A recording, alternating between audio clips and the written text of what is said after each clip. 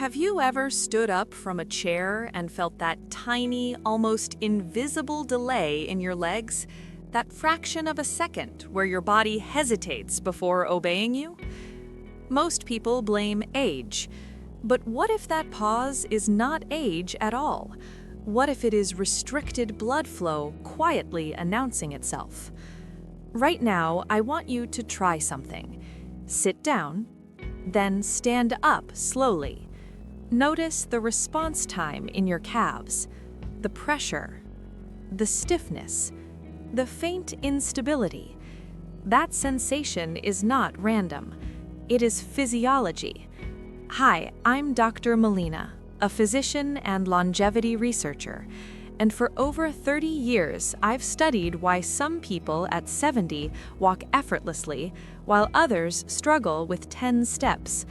The difference is rarely willpower. It is rarely genetics alone. More often, it is the health of a thin, fragile, intelligent layer inside your blood vessels called the endothelium. This lining controls nitric oxide, the molecule that tells arteries to relax and deliver oxygen. When it functions well, blood flows like a clear river. When it falters, muscles become starved long before pain appears. That standing delay is often the first visible sign of invisible vascular decline. Here's the question most doctors never ask. If blood flow is reduced, what caused it? Because if we can identify the cause, we can influence the outcome. And what you're about to learn may completely change how you see aging legs. If that pause is a signal, then we must look at the surface where flow either glides or grinds. The endothelium is often described as a lining, but in truth, it behaves more like an intelligent organ, a responsive chemical conductor, orchestrating dilation, repair, and inflammation. Imagine the inside of a healthy artery like a pristine, non-stick pan, smooth, frictionless, allowing blood cells to slide effortlessly forward. Now imagine that surface scratched, inflamed, coated with microscopic debris. What happens to the movement? When inflammation rises, driven by oxidative stress, elevated homocysteine, glucose variability, the endothelium loses its ability to release nitric oxide efficiently. Vessels stiffen. They narrow. Oxygen delivery becomes inconsistent. Over time, this dysfunction invites cellular senescence, where aging cells linger instead of clearing, and mitochondria in your leg muscles receive weaker fuel signals. Have you ever noticed your calves fatigue sooner than they used to, even though your willpower hasn't changed?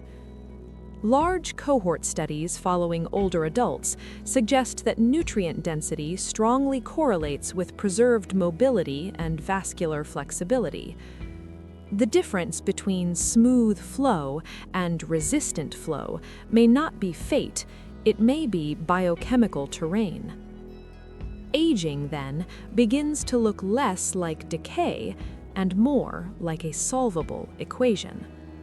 And if endothelial dysfunction is the equation, then what are the missing variables we were never taught to calculate? When you look at aging through this lens, something radical happens. It stops looking like an unstoppable clock and begins to resemble a condition of cumulative cellular stress. Cellular senescence increases. Telomeres shorten. Mitochondria generate more reactive oxygen species. The endothelium stiffens. But these are processes, not prophecies. For decades, vascular aging was treated as an inevitability. Yet modern longevity research shows that endothelial dysfunction behaves much like a modifiable disease state. Studies in vascular biology consistently demonstrate that nitric oxide production, arterial elasticity, and inflammatory signaling respond to environmental inputs, especially nutrition and metabolic stress. If biology responds to input, then decline is not destiny. It is feedback. Think of your arteries not as old pipes corroding beyond repair, but as living tissue adapting to signals. If the signals are inflammatory, the vessels constrict. If the signals support repair, antioxidant capacity, collagen synthesis, mitochondrial efficiency, the vessels regain compliance. Have you ever wondered why two people the same age can have dramatically different walking endurance? This is where our countdown begins. Not 6 random supplements, but 6 biochemical levers influencing the endothelium from different angles: calcification, oxidative stress, collagen integrity, vasodilation, hormonal signaling, and oxygen transport. At 6, we start with something almost no one associates with leg strength, yet it quietly determines whether calcium becomes structure or obstruction. At 6, we begin with a nutrient that rarely receives credit for circulation, vitamin K2. Not K1, known for clotting, but K2, the molecular traffic director that helps guide calcium to its proper destination. Because calcium is not inherently dangerous, misplaced calcium is. Over time, one hallmark of vascular aging is calcification, calcium settling into arterial walls, reducing elasticity and impairing endothelial responsiveness. Imagine flexible garden hoses gradually stiffening into brittle pipes.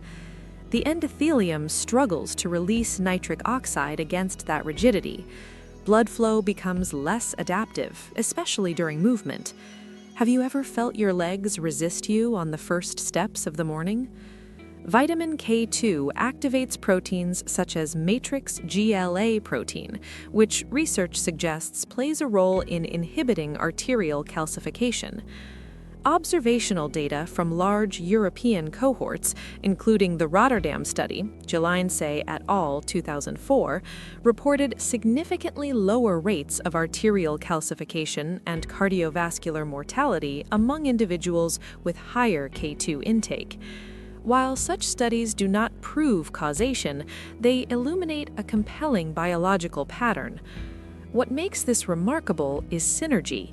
Vitamin D3 increases calcium absorption, but without adequate K2, that calcium may not be optimally directed. Biology is rarely about a single hero molecule, it is about orchestration. If calcification is the silent stiffener of flow, then protecting elasticity becomes essential. And elasticity, as we move to 5, depends on shielding the endothelium from microscopic sparks that erode it day after day. At 5, we confront a quieter saboteur: oxidative stress. Every heartbeat generates energy, and every surge of mitochondrial activity produces reactive oxygen species. In small amounts, they are signals. In excess, they become sparks landing on the delicate surface of the endothelium. Vitamin E functions as one of the body's lipid-soluble antioxidants, embedding itself within cell membranes like a shield. The endothelial lining is rich in fragile fatty structures. When oxidized, they stiffen, inflame, and reduce nitric oxide availability. Without protection, the non-stick surface becomes pitted and adhesive. Have you ever wondered why circulation seems worse after periods of stress or illness? Clinical research exploring endothelial function has shown that antioxidant status correlates with vascular responsiveness, and imaging studies in vascular medicine have demonstrated visible differences in peripheral perfusion between individuals with robust antioxidant defenses and those without. While supplementation research remains nuanced and sometimes mixed, the biological mechanism is clear. Oxidative damage impairs endothelial signaling. Form matters. Natural mixed tocopherols differ structurally from isolated synthetic forms, and bioavailability appears to vary in clinical comparisons. Biology favors complexity over isolation. When the endothelium is shielded, nitric oxide survives longer. Vessels relax more efficiently. Flow becomes smoother. But protection alone is not enough. At 4, we address something structural, the very scaffolding that allows arteries to bend instead of break.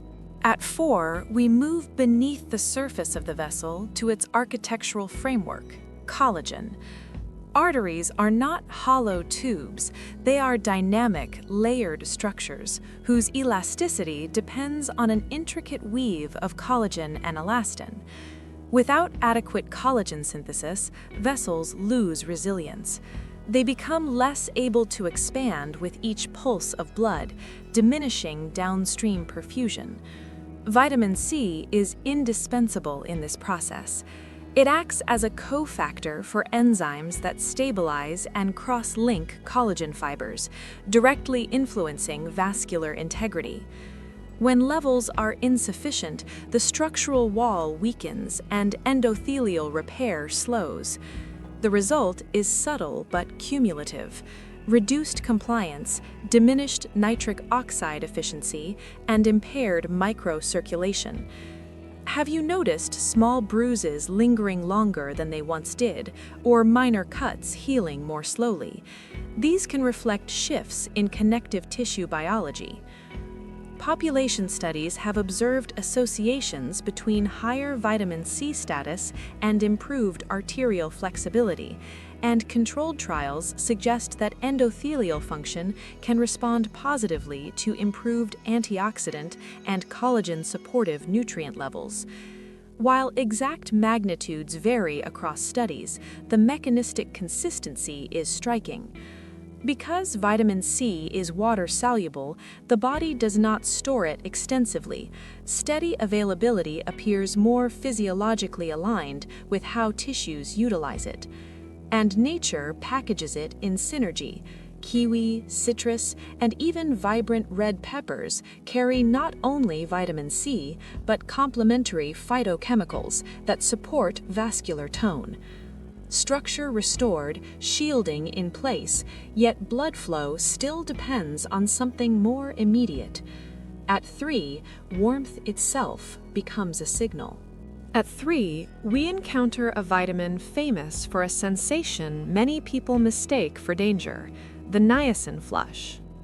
Vitamin B3, particularly in its nicotinic acid form, has a unique capacity to trigger vasodilation. Within minutes of ingestion in studied settings, small capillaries can widen as prostaglandin pathways activate and nitric oxide signaling increases. The skin warms. A blush rises. Beneath that surface warmth, microcirculation awakens. For decades, clinicians have observed niacin's lipid-modifying properties, yet its vascular effects extend further. Research exploring peripheral circulation has reported measurable improvements in blood flow dynamics under certain conditions, though responses vary and dosing protocols in trials differ. The sensation of flushing is not an allergic reaction in most cases. It is vasodilation unfolding in real time. Have you ever felt your hands or feet suddenly warm and realized how cold they had been before? The endothelium responds to niacin with increased prostaglandin D2 release, influencing vascular smooth muscle relaxation. In that moment, resistance decreases. Oxygen delivery rises. Muscles that felt starved begin receiving richer supply. It is not magic, it is biochemistry interacting with vessel tone. Of course, vasodilation alone does not correct underlying stiffness or calcification. It is a lever, powerful but partial. because widening a vessel requires flexibility, and flexibility depends on a hormone-like signal many older adults quietly lack. At 2, we turn toward the vitamin made from sunlight. At 2, we step into light, quite literally. Vitamin D3 is often mislabeled as merely a vitamin, yet biologically it functions as a hormone, binding to receptors throughout the vascular system. Endothelial cells carry vitamin D receptors, and when activated, they influence nitric oxide synthesis, inflammatory signaling, and arterial tone. Deficiency is common in older adults, particularly in those who spend less time outdoors. Observational data from large cohort studies, including analyses from the Framingham Heart Study, have associated lower vitamin D status with increased arterial stiffness and impaired endothelial function. While correlation does not equal causation, the mechanistic pathways offer compelling coherence. Without adequate D3 signaling, nitric oxide production may diminish, and vascular smooth muscle may become more constricted. Think of D3 as a translator, converting light into biochemical instruction. When present in optimal physiological ranges, it appears to support vascular relaxation and immune modulation. When absent, inflammatory pathways gain volume. Have you noticed how winter months can subtly worsen joint stiffness and fatigue? Vascular tone often mirrors that seasonal shift. Yet here is the crucial nuance. D3 increases calcium absorption. Without adequate K2, our number 6, calcium may not be efficiently directed into bone. Biology is orchestral. Instruments must play together. So we have supported structure, shielding, dilation, and hormonal signaling. And now we arrive at 1. The molecule that carries oxygen itself, that protects nerves, and that, in certain studies, dramatically alters leg blood flow. The game changer waits in the red blood cell. At 1, we arrive at a nutrient so fundamental that its deficiency can masquerade as aging itself: vitamin B12. Inside your bone marrow, B12 participates in the creation of red blood cells, the very couriers that transport oxygen to your calf muscles with every step. Without adequate levels, those cells can become fewer, larger, less efficient. Oxygen delivery declines quietly. Fatigue follows. Balance shifts. But B12's influence extends beyond oxygen transport. It plays a central role in maintaining the myelin sheath, the protective insulation around nerves that ensures rapid communication between brain and muscle. When myelin integrity weakens, reaction time slows. That subtle standing delay we began with can reflect not only vascular tone, but neural conduction. Have you ever felt tingling in your feet and dismissed it as just circulation? There is also homocysteine, an amino acid that, when elevated, is associated with endothelial dysfunction and inflammation. B12 participates in methylation pathways that help regulate homocysteine levels, indirectly supporting vascular health. Some interventional studies have reported meaningful improvements in endothelial function and peripheral circulation when B12 deficiency is corrected, though magnitudes vary and individual response depends on baseline status. Absorption complicates the picture. With age, stomach acid and intrinsic factor production can decline, impairing dietary B12 uptake. When oxygen delivery improves, when nerves conduct cleanly, when homocysteine falls, blood flow does not merely increase, it becomes purposeful. And yet, nutrients alone are not the full story. Because vessels, like muscles, respond to challenge. Even with nutrients aligned, biology remains dynamic. Vessels are not passive pipes, they are adaptive tissues that respond to demand. This is where hormesis enters, the principle that brief, manageable stress can stimulate repair pathways more powerfully than comfort ever could. When you walk briskly, climb stairs, or engage in resistance movement, blood flow increases, and shear stress brushes against the endothelial wall. That mechanical signal stimulates nitric oxide synthase, enhancing vascular flexibility. Mitochondria inside muscle fibers respond by multiplying, improving VO2 capacity, the body's ability to utilize oxygen efficiently. Have you noticed how consistent movement changes not just strength, but warmth in your extremities? Short periods of metabolic challenge, such as extended intervals between meals, can activate autophagy, the cellular recycling system that clears damaged proteins and supports endothelial renewal. Thermal variation, whether through heat exposure or cooler environments, also appears to influence vascular tone and mitochondrial resilience in controlled studies. These are not punishments, they are signals. The body interprets challenge as instruction.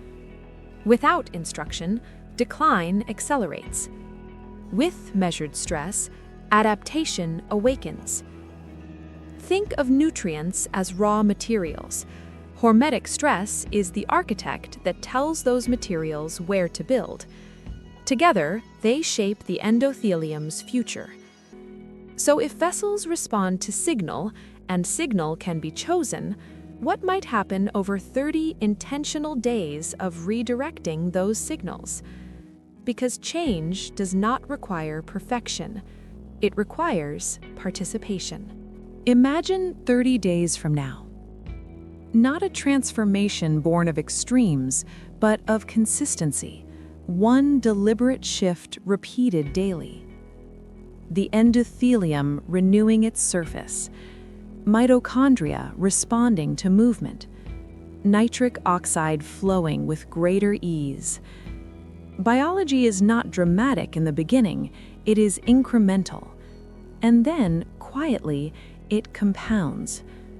You do not need to overhaul everything at once. Research in behavior science consistently shows that identity-driven change, seeing oneself as a person who supports vascular health, sustains longer than temporary bursts of motivation.